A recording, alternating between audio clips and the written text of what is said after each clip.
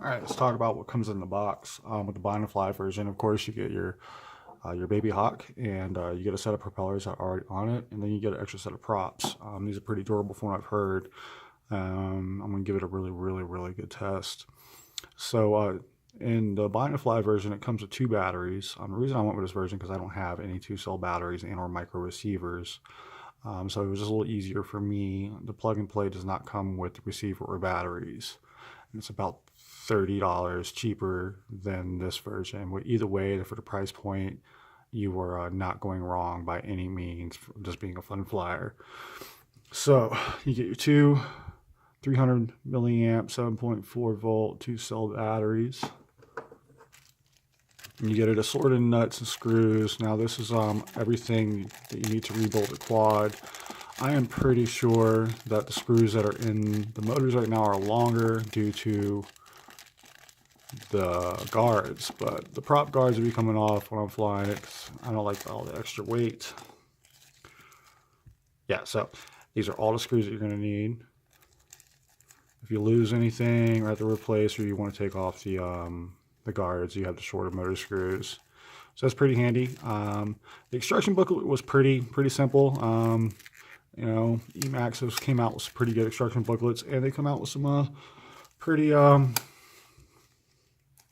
vague booklets. But this is it's there. You know, it's not too bad. You can get on Betaflight and configure your flight control board. But other than that, it's a pretty cool little quad. I was very impressed when I opened up the box. Show you guys the box. So comes spaces for the batteries, which is really convenient, and the quad fits in here with props on, which is very convenient also. Plenty of foam, so I'm gonna be using this case for travel, you know, right on the go if I got to throw something in the suitcase or it can't go in a book bag. So yeah guys, that's about it for this, and then we're going to go ahead and finish up these little bit of improvements, and we're going to take it out and we're going to rip it up inside and outside. I'm going to go all over the place with this, post all the videos, and you know, see what it takes to break it, and we'll go from there.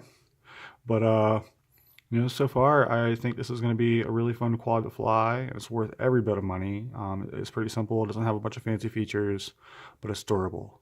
And it's fast and it's fun. You run 2-cell. I've heard people running 3-cell on it, and you know, you can fully tune this board. So you know, for what it is, the camera is it's pretty decent. You know, you got a dipole antenna on here, so it's not going to be the best, but you know, other mini all-in-ones can fit in here if you want to mod, and that's what this hobby is about.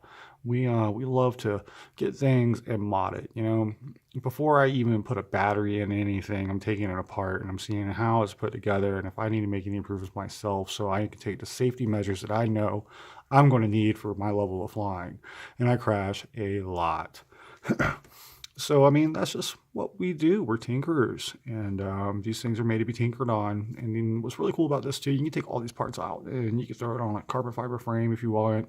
But I'm going to stick with a plastic frame because this thing is really tough. You know, I've seen people just smash the crap out of these things, and that's what I plan on doing. And we're going to push it to the extreme. You know, I probably might break the camera, might break a prop, who knows. But I want to see how far can it go, you know, with a newbie flying it and somebody skilled. So I've got a little bit of both of those levels. So we're going to see what happens. Have a fly savage FPV day.